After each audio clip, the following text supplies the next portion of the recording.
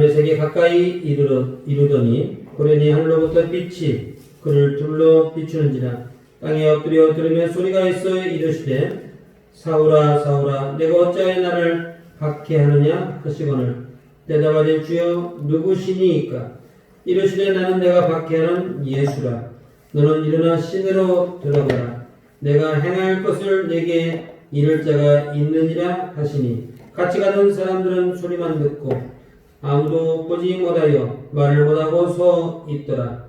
사울이 땅에서 일어나 눈을 떴으나 아무것도 보지 못하고 사람의 손에 끌려 다메섹으로 들어가서 사흘 동안 보지 못하고 먹지도 마시지도 아니하니라. 아멘. 우리 먼저 말씀을 듣기 전에 영상을 먼저 보도록 하겠습니다. 앞에 불을 한번 꺼주시고요.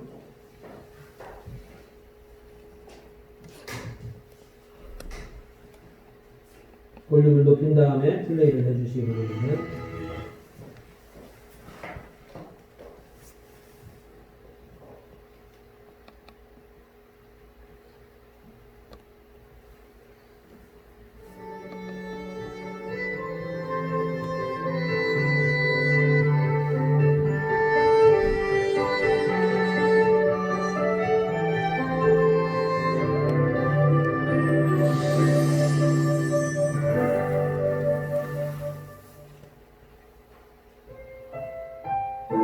도교와 선도에 몰입했던 길선주는 사람들에게 도인이라 불렸는데 진리를 향한 허망한 욕망은 그의 신분의 가사였다.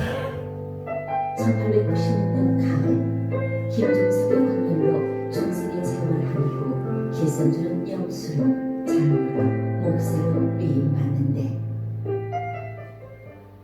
1907년 장대은 교회에서의 구정 집회 구름대처럼 몰린 성도들 앞에 선 길선주 장로가 강단에서 느낀 것은 성령의 임재가 아닌 예배를 맡고 있는 보이지 않는 세력이었다. 기도해서 뭐 하겠어? 그래요. 아이고 이 나라는 다 틀렸다고요. 열심히 기도해봤지만 결국 우리 어머니는 어제 죽었네. 여러분 모두 죽었습니까? 예배를 맡고 있는 어두움은 외국 선교사에 대한 불만과 회개 없는 기도의 결과였다. 그때 길선주 장로의 고백이 이어지는데 나는 아감과 같은 자입니다. 나 때문에 하나님께서 축복을 주실 수가 없었습니다. 약 1년 전에 내 친구 중에 한 사람이 임종시에 나를 불러 길장로 나는 이제 이 세상을 떠나지만 내 집사람을 돌봐주시 아내는 일이라고는 해보지 않았네요 부탁을 했습니다. 나는 잘 돌봐드릴 테니 염려 말라고 대답을 했습니다. 그건 그 미망인의 재산을 관리하던 중 미와 백불 상당의 금액을 사취했습니다. 내일 아침 그 돈 전액을 그 미망인에게 돌려드리겠습니다. 저는 죄인입니다.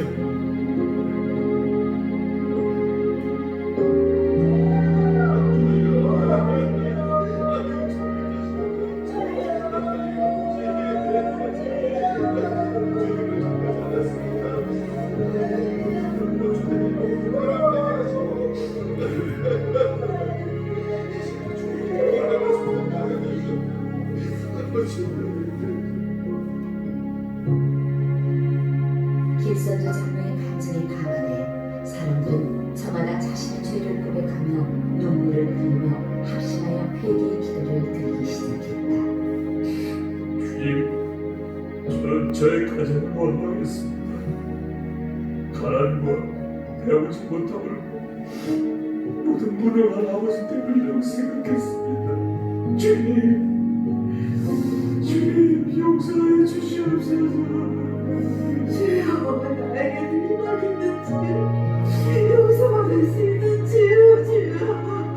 나를 용서하게 내가 너의 재산을 탐내고 시기 이해했어. 날 용서하게. 날 용서하게. 새벽 2시가 지나도록 그날의 기도는 그치지 않았다. 놀라운 성령의 역사가 마치 오순절 마가의 다락방의 120문도에게 임했던 것처럼 부흥이 전국으로 퍼져갈 때 길선주 장로는 1907년 9월 최초로 노예에서 목사 안수를 받았고 10월에는 장대인 교회의 목사로 세움받는다. 새벽 대가라부터 무슨 일이야? 목사님이 새벽에 기도하러 간 거 잊었어? 어서 성경 가지고 갈게. 네, 그래. 멀리 가는데 옷을 단단히 입지 않고는.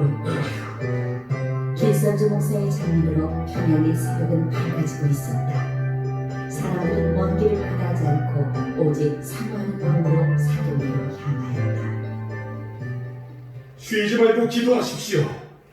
새벽을 깨우는 하나님의 사람이 되십시오. 하나님은 기도하는 사람을 찾고 계십니다. 새벽마다 종이 울리는 사람들은 교회 문 앞에서 자국하며 교회의 부흥과 이 땅의 회복을 위하여 자기의 일처럼 아파하며 기도하였는데 새벽이 된 모든 종소리는 기도의 회복을 촉구하였다. 한국교회의 새벽 기도회가 평양 땅에서 시작됐던 것이다.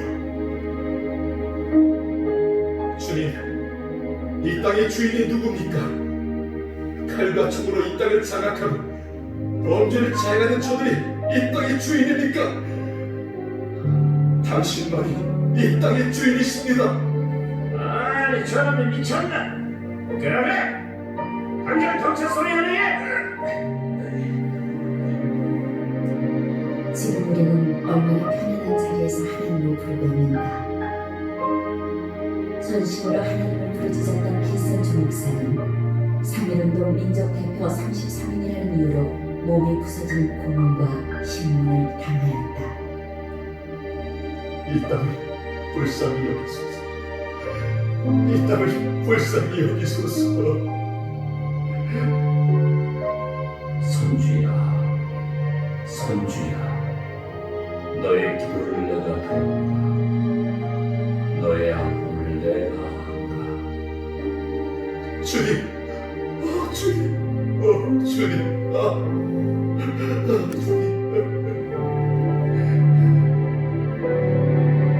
온몸에 남은 십자가에서 그대로 길선주 목사는 천국으로 향한다. 오직 단 한 분, 하나님을 향한 갈망으로. 그러던 어느 날 길선주 목사는 교회에서 설교 도중 자신을 찾아온 거름뱅이 장님을 버선발로 나아가 안아주며 맞이하는데 목사님, 당신은 정말 앞을 보지 못합니까? 나는 앞을 보지 못하지만 당신을 볼 수 있습니다. 당신의 아픔과 갈급함을 볼 수 있습니다.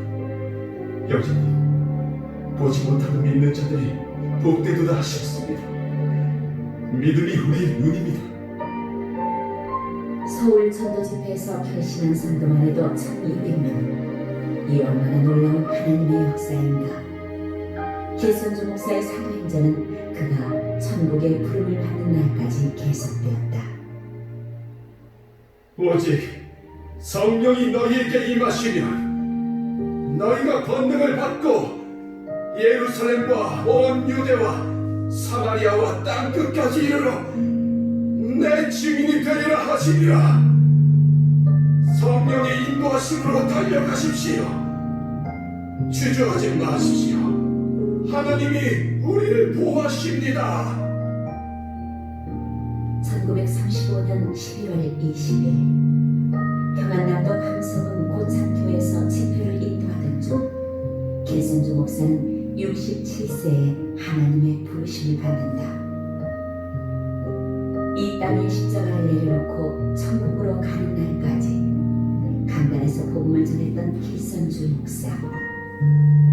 빚진 자의 마음으로 빛을 전했던 그는 평양을 동방의 예루살렘으로 하나님께 드렸던 것이다.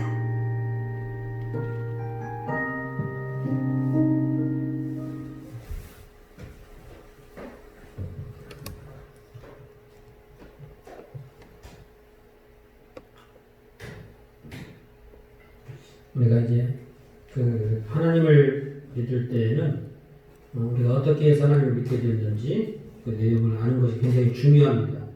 그래서 이제 한국 교회에 있어서 동방의 예루살렘이라고 하는 그런 이제 칭호를 받게 된 그 시점, 그건 이제 평양 대부흥 운동 때문에 그랬는데요. 그 평양 대부흥의 운동의 중심에 서 있는 분이 바로 길선주 목사님이십니다. 그래서 우리가 영상을 한번 보았는데요.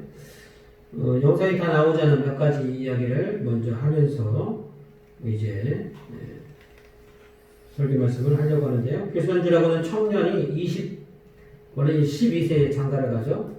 나이가 5살 더 많은 이제 누님하고 결혼을 했는데 한 20세쯤 되어서는 이제 현실 세계에 대한 당신은 일제 취하고 또 집안도 양반이지만 몰락했고 또 취직을 해도 이제 가난하다는 이유로 이제 인정을 받지 못하고 어려서부터 한학을 공부해서 이제 글솜씨도 있고 또 재주도 지혜도 뛰어나지만 어디 가서도 인정받지 못하는, 그래서 산속으로 20세에 들어가서 도인이 되기로 작정합니다. 거기에서 이제 7년간 기록에는 이제 27세에 하나님을 믿었으니까요. 약 7년간. 그래서 조금 전에 본 것 같이 도인이라고 하는 칭호를 받습니다. 도인. 상당한 신통력을 가지고 있는 도인 중에 한 사람이었죠. 산속에 가서 돌을 닦았는데 40주야 잠을 자지 않고 먹지 않고 이렇게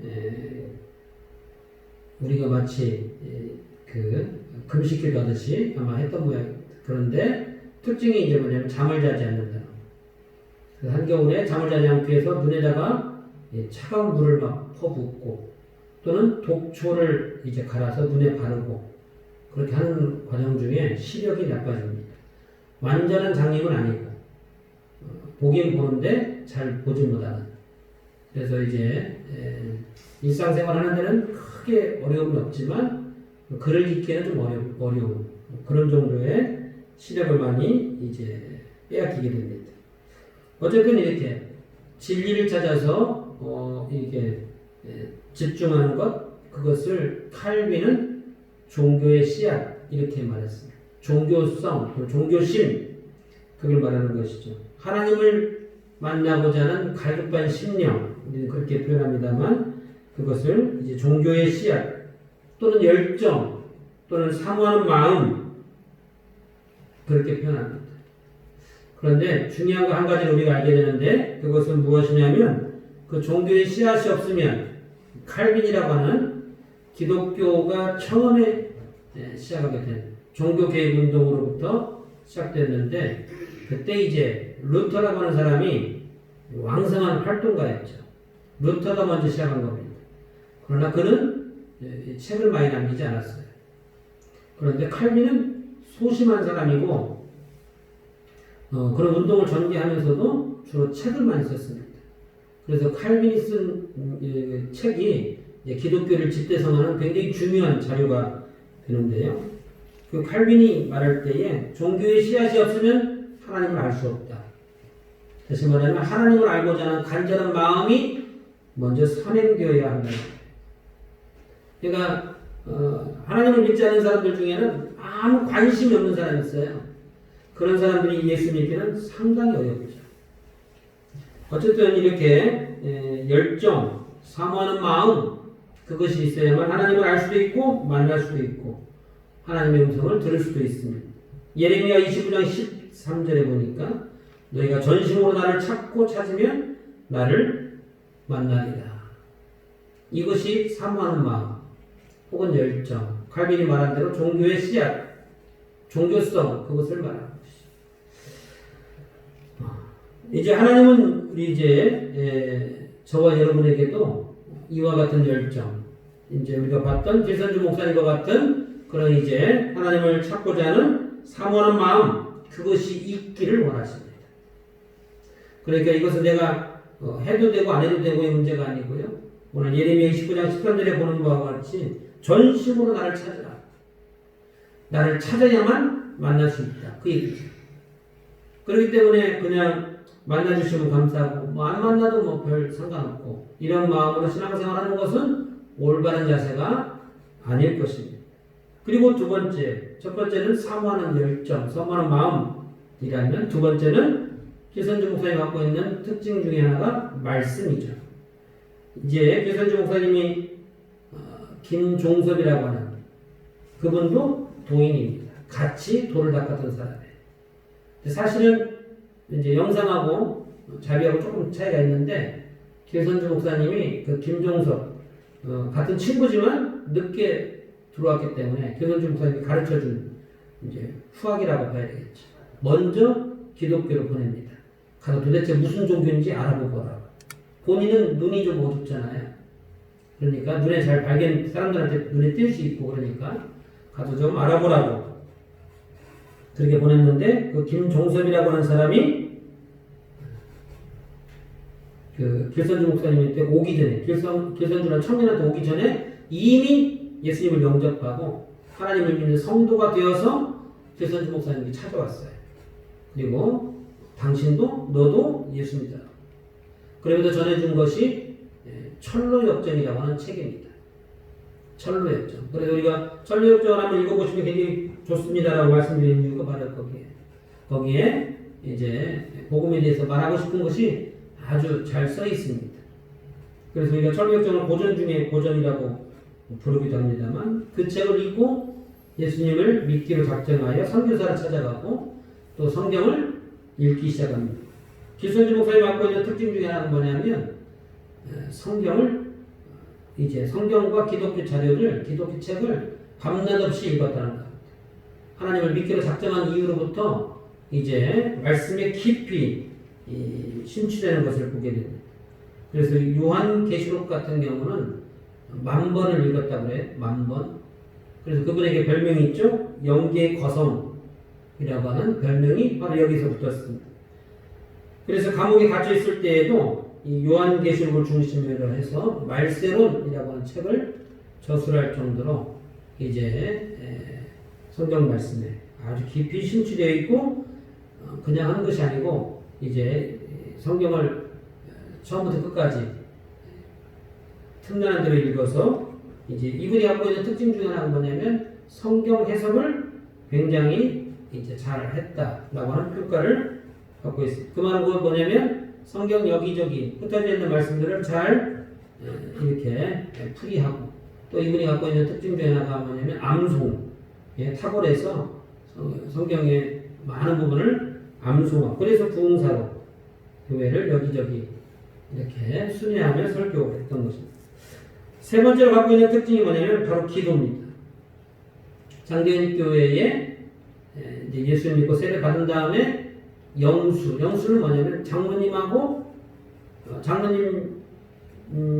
장로님보다 그 밑에 단계에서 이렇게 교회를 돌보는 사람입니다.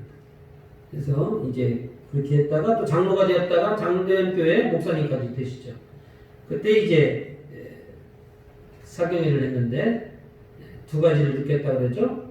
이제 이 하나님 은혜를 가로막고 있는 어두운 세력. 그다음에 두 번째가 뭐예요? 아까 영상에서 회개 없는 기도. 그 두 가지가 문제다라고 본인이 직감하고 이제 본인이 먼저 회개 운동을 시작하죠. 그러니까 거기에서 보면서 우리가 알 수 있는 게 뭐예요?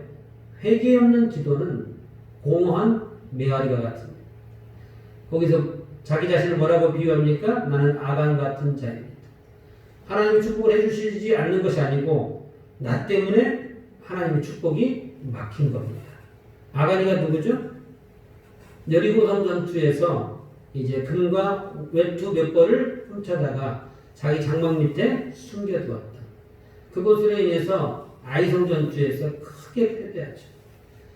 아간이라고 하는 한 사람 때문에 이스라엘 백성 전체가 어려움을 겪게 되었습니다. 바로 그 아간을 이야기합니다. 나는 그와 같은 사람, 하나님이 우리 교회 또는 저와 여러분에게 복을 주시기를 원하지만 나 때문에 그렇습니다. 라고 말하면서 회개의 포문을 열기 시작합니다. 친구가 맡겨준 재산을 내가 착복했습니다. 일부를 제가 가로챘습니다. 내일 아침에 날이 밝으면 그거 가서 갚아 주겠습니다. 이렇게 자기가 하나님 앞에 입술로 고백하는 회개 운동이 시작되었는데, 그렇게 고백하고 나니까 여기저기에서 나도 이와 같은 죄가 있습니다. 나도 이런 죄가 있었는데 이 시간 회개합니다. 라고 하면서 서로가 간증하는 시간이 삽시간에 퍼지게 되었습니다. 그것을 본 외국 선교사의 기록에 보면은 말로 표현할 수 없는 하나님의 임재가 있었다. 오순절 마가다락방 이후에 이와 같은 것은 이제 듣지도 보지도 못했다라고 하는 기록을 남겨놨어요. 그래서 동방의 예루살렘이라고 하는 칭호가 거기서부터 시작된 겁니다. 이렇게 평양대부흥의 배경에는 철저한 회개 운동이 있었죠. 저와 여러분들에게 있어서 또는 우리 가정과 또 교회가 부흥하기를 원한다면 어떻게 해야 됩니까? 첫 번째가 무엇이죠? 하나님을 만나고자 하는 그 사모하는 마음, 열정이 있어야 돼요. 열정.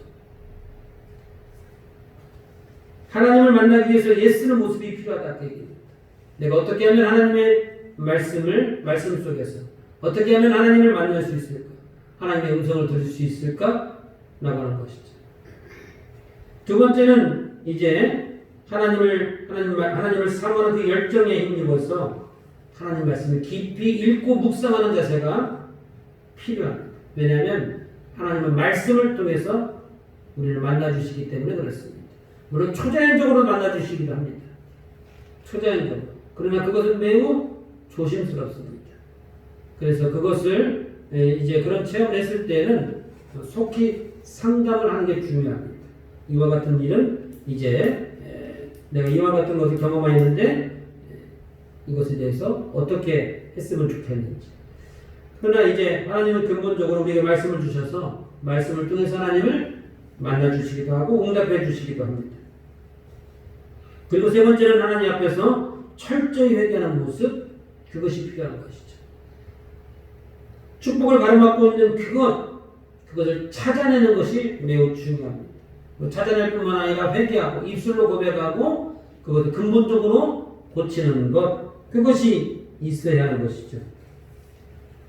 저와 여러분들에게 있어서 이제 하나님의 축복을 원한다면 이 세 가지, 다시 말하면 하나님을 만나고자 하는 간절한 모습, 열정적인 자세, 이것이 먼저 소용되어야 되고, 두 번째는 하나님 말씀을 사모하여 깊이 읽고 묵상하고 할 수만 있으면 암송하고 그렇게 하는 모습이 필요합니다. 세 번째는 내 안에 있는 아가니를 찾아내는 것이죠.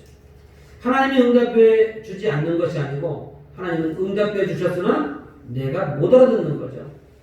이 아간이라고 하는 이제 쇳덩어리가 내 안에 있기 때문에 그렇습니다. 그래서 그 하나님과의 관계를 가로막고 있는 그것을 찾아내서 해결하는 것이 먼저죠. 그리고 오늘 우리가 봤던 영상 속에서 무엇가 나타나나요? 사람들 간에 가로막고 있는 그것을 해결하죠. 사람들과의 관계도 회복한다. 하나님과의 관계도 회복할 뿐만 아니라 사람들과의 관계도 회복합니다. 이렇게 여러 가지 요소들이 뒷받침되어서 이제 장대인 교회 약 2,000명이 모이는 교회입니다. 우리가 그냥 장대인 교회, 그럼 옛날 교회니까 뭐 초가집에 뭐 해봐야 뭐 기와집에 이렇게 생각할 수 있는데요. 교회 자체가 2,000명이 참석할 수 있는 큰 건물이었어요. 그 이제 장대인 교회를 중심으로 해서 평양 대부흥 운동이 일어나고 회개 운동이 일어납니다. 기록에 보면은 주일날에는 평양에서 물건을 살 수 없었다. 이렇게 기록되어 있어요. 왜 물건을 살 수 없습니까? 많은 사람들이 교회를 다니고 예수를 믿기 때문에 물건을 사지도 않고 팔지도 않는 거예요. 그래서 주일날에는 물건을 살 수 없을 정도로 그 정도로 평양에 있는 많은 사람들이 하나님을 믿게 되었던 것입니다. 그것으로 인해서 이제 하나님이 평양 대부흥 운동을 기점으로 해서 이제 전국에 복음이 전파되게 되었고 또 한국교회가 이만큼 이제 세워지게 된 것입니다. 그 밑바탕에는 이와 같은 말씀과 회개운동, 사모하는 열정이 있었던 것이죠. 저와 여러분이 혹시라도 이제 우리 부모님들이 믿었던 믿음이 있었다면 그 부모님들의 믿음, 부모님들의 열정, 기도, 말씀을 사모하는 마음, 또 순종하는 자세, 그것으로 인해서 우리가 복을 누리고 있는 것이죠. 그것이 크든지 작든지. 그러면 우리에게는 또 다른 사명이 주어지게 됩니다. 그것은 무엇이냐면 내가 우리 후대, 우리 자녀들을 위해서 믿음의 씨를 뿌리는 것. 그것이 굉장히 중요하죠. 내가 하나님 앞에 어떻게 헌신할 것인가, 어떻게 기도할 것인가, 어떻게 말씀에 순종할 것인가에 따라서 그것에 대한 열매를 우리 자녀들이 취하게 되는 것입니다. 그러므로 우리의 믿음의 행보는 굉장히 중요합니다. 해도 되고 안 해도 되고의 문제가 아니고 먼 미래를 위해서, 내 자녀들을 위해서, 믿음의 후손들을 위해서 지금 우리는 씨앗을 뿌리는 중에 있는 것이죠.